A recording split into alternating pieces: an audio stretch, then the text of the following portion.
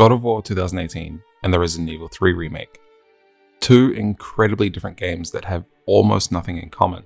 Aside from the fact they're both single-player games, maybe their use of a cinematic over-the-shoulder camera, and the fact that I played them both recently. God of War is this massive epic about family, living with the ghosts of our past and pushing forward despite our mistakes, that focuses on brutal and fast-paced combat, while chaining combos and using your Leviathan axe strategically. Resident Evil 3 is a story about surviving a big outbreak and running away from the grinning man sometimes, that has slow and methodical shooting, focusing on resource scarcity and inventory management.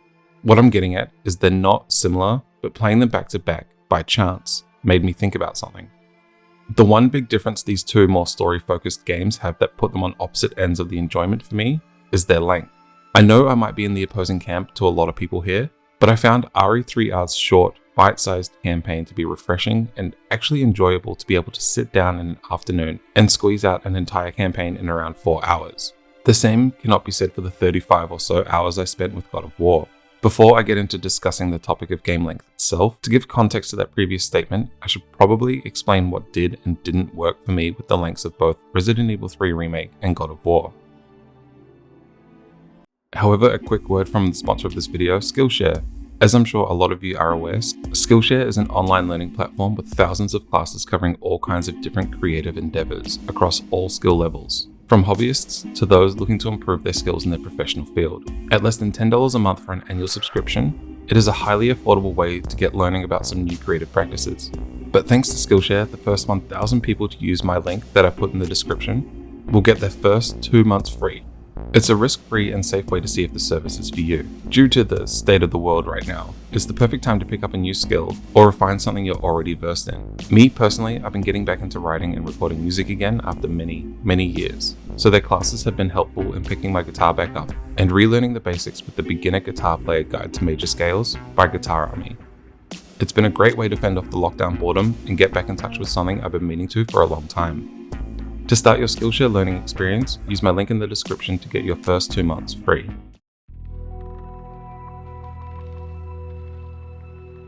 When online rumblings started circulating of RE3R's game length being only around 4.5 hours, I won't lie and say it didn't put me off the game initially, especially at the price point of around 110 New Zealand dollars. That's a big investment for what on the surface sounds like very little game. But here's where the game really shines: replayability. Also, keep in mind, I'm specifically going to be talking about Remake as its own standalone experience, so anything that was different from the original isn't going to be present here. Sorry Clock Tower section fans. Being able to complete a full playthrough in a single afternoon sitting is incredibly appealing as it is, given I hardly have time for games these days. The older I've gotten, the more I've grown to appreciate short, condensed experiences. On top of that, I can carry over any earned coins I accumulated through doing things like certain amount of kills with specific weapons, and use those to purchase new upgrades to Jill's arsenal or inventory space, making each new start of her journey through the crumbling soon-to-be ruins of Raccoon City that bit more exciting. These upgrades also give newer players an incentive to try the game on harder difficulties. It's like a different form of an upgrade tree, but you don't reap the benefits until you start again. This is something I have always appreciated about Resident Evil games. They give customization and upgradable options outside of in-game items. Items like the unlimited rocket launcher, which is arguably the crowning achievement of anyone's runs, which can be gained after doing many playthroughs. What I really enjoyed about RE3R's approach is each grind to upgrade can be done in a single sit-down session. It's low commitment with a ton of depth.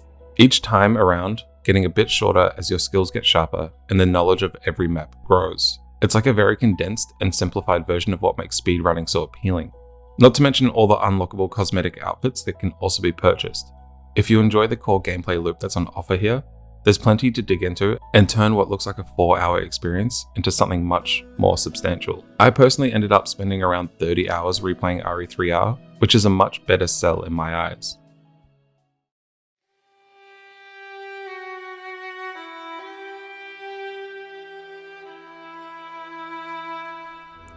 On the other side of this argument, God of War 2018 was a 30-ish hour game whose story I wish was around 15 hours shorter. I wanted to spend another 20 hours exploring the world, but couldn't bring myself to do it since the mainline story left me so exhausted. I spent a lot of my time post-credits reading and watching content about God of War 2018, and only one other person that I found took issue with its length, and that was Joseph Anderson's critique of the game, which is an amazing 3-hour dive into the game I highly suggest watching if you haven't. I feel almost like an outsider with my opinion here, but I guess at the end of the day, all of this is just that, my opinion. I think it'd be easier to forgive this game if it wasn't for 2 key factors. The first is the side content that requires the dreaded padding style of grinding, and the second being a New Game Plus option that is pushed as soon as the game is completed to the real closing credits. New Game Plus isn't inherently bad, and in fact I could enjoy the option given the right circumstances.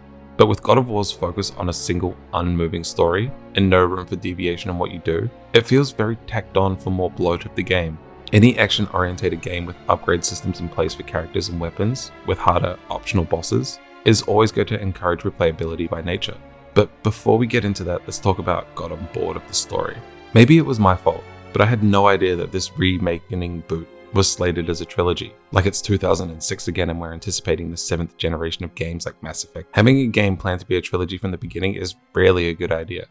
But the one thing that kept getting to me about God of War was the constant pushback against meeting my goal. It's a simple goal to be sure, reach the highest peak in all the realms. But every single time you get close to meeting that goal, something stops you to fill in a lot more time before you can get close again. And, well, repeat. And so little story is actually pushed forward in these filler sections, it can get grating. This is the main crux of God of War's length issues. A story so bloated it feels like it could burst at any given moment, and it kind of does. After experiencing the absolute peak of this game's story, it nosedives directly into the Hell realm and struggles to recover. I'm trying to still be light on spoilers here, but if you've played the game, I'm sure you know the section I'm talking about.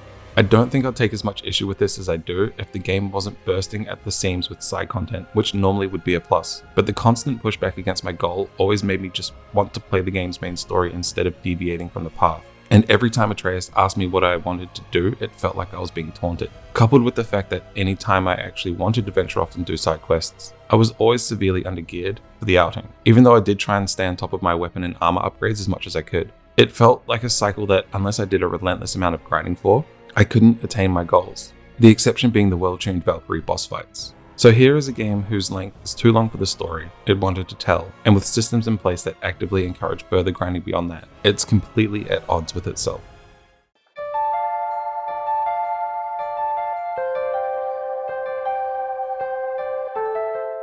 Something I've tried to wrestle with in my time is who the bloat of God of War 2018 is for. To me, it's filler that only serves to justify the cost of admission by artificially extending the game's length. If the game streamlined its story a lot and cut some of the needless grinding down, it would not only make it easy to justify multiple playthroughs on harder difficulties, but also it would make the story a lot more satisfying.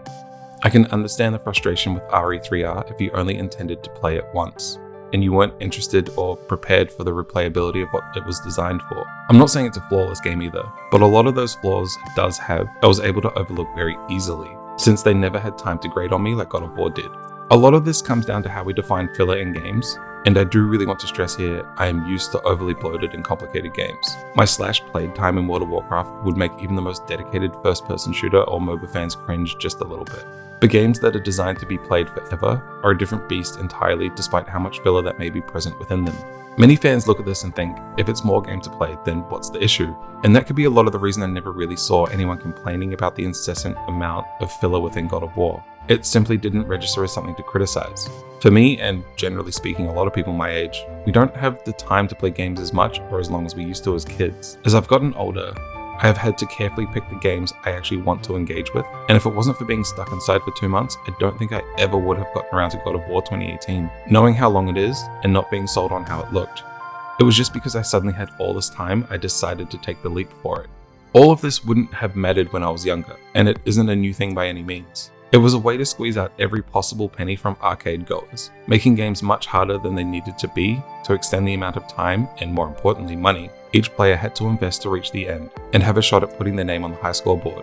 This idea transitioned from arcade to home consoles, and to justify how much money people were spending on their shiny new cartridges. Games needed to be longer, but as the onboard memory space was extremely limited, kicking things up a bit in the difficulty department was the only way to go. This led to a lot of games needing to fill their experiences out unnecessarily over the years. It even became a metric by which a lot of reviewers weighted their games for or against back in the day.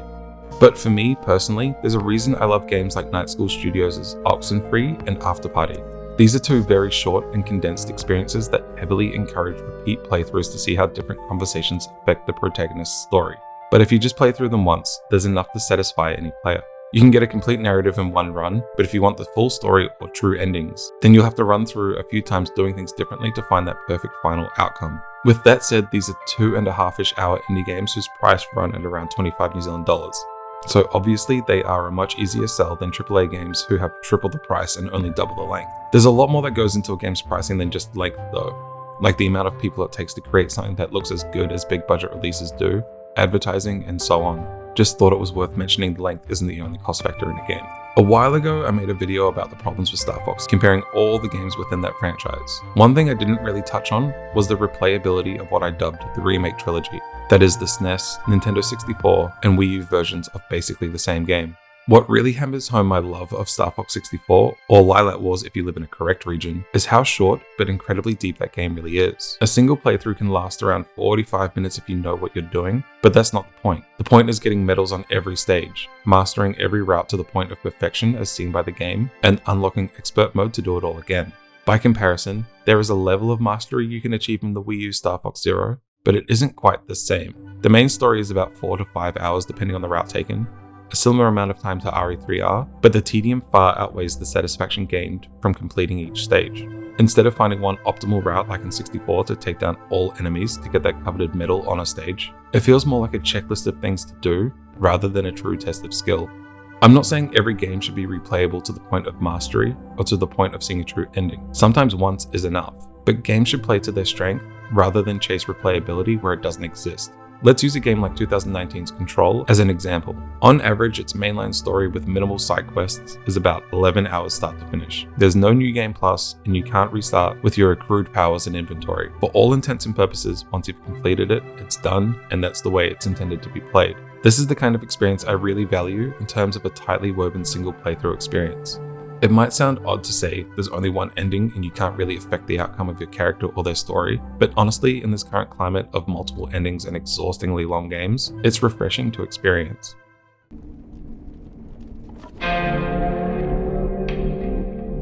While Nintendo or arcade hard ruled the early days of the medium, as games evolved, we saw the idea of game length extended through other means. Whether that was Super Mario 64's finishing requirement of 70 stars versus the full completion of 120 stars, Ocarina of Time's Golden Skulltula collectibles, or Final Fantasy VII's Omega and Ruby weapon boss fights requiring a lot more from players than the actual final boss fight. Not every game fit this niche, but it was a growing trend in order to sell units. Games needed to be long, or at least have lots to do. As I've said, this is something that, as I've gotten older, I've found myself agreeing with less and less. This isn't to say all games need to be short, hyper-focused experiences to be successful, but I have been catching myself on the fact that if someone says the game is short, I will be more likely to play it depending on the price point, of course. That's why I found myself enamored with Control. Everything aside, I do think it's a near-perfect game, deserving of all the praise it received. But the thing that did stick with me the most was how concentrated the story focus was. Minimal and optional side quests that flesh out characters and settings, as well as, yes, upgrades for the main character Jesse. I know I complained about these sorts of things within God of War 2018, but the main difference here is focus.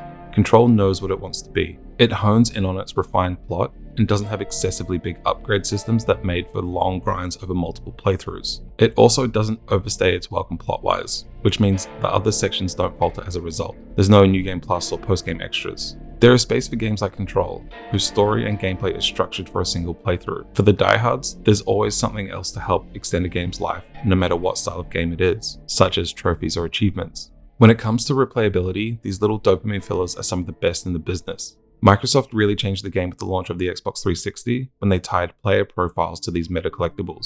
For people who cared about them, they took pride in their collections of achievements. They extended tightly wound experiences into a collectathon of sometimes broad, sometimes extremely specific lists of things to do if you want to truly complete a game. These ideas are brought back into games like RE3R, where you must say you get 50 kills with a pistol to get more coins for your next run. It's a double reward system, one for those who just want to get all the achievement points they can, or one for those who need upgrades for another run around, with plenty of room for crossover of both styles of play. The system of achievements and trophies isn't without fault though. There are some absolutely egregious trophies out there that can really put a damper on those inner completionists of some people, especially those relying on RNG drops from enemies, or Rock Band 2's Endless Bladder achievement, which required players to complete a 6.5-hour set list without pausing or failing, which is just a lot. There's also some laughably easy ones, like Assassin's Creed 2's achievement of just watching the intro cutscene where your character is born.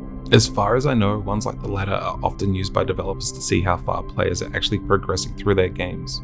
And while the little ping mid-cutscene for simply playing the game can be annoying, I do get it, and it's better to have some semblance of transparency with data collection rather than actually doing it without any warning, I guess. But that's just my theory on it. The big point I'm trying to get at with this video is that there is no objectively better way for games length to be developed. Sometimes you just want to dive into a 100-hour RPG with copious amounts of grinding to just shut your brain off. Maybe sometimes a short, condensed story-focused game with little to no room for movement, or a short game you can play on repeat in order to truly master. What really matters is the game stays true to its own identity. God of War didn't know if it wanted to be a big story epic about the responsibilities of fatherhood and burying the past, a mechanically dense combat brawler, an open-world questathon, or a game that leans heavily on repeat playthroughs. No section was allowed to shine above another, leading to it being a game better known as the sum of its parts.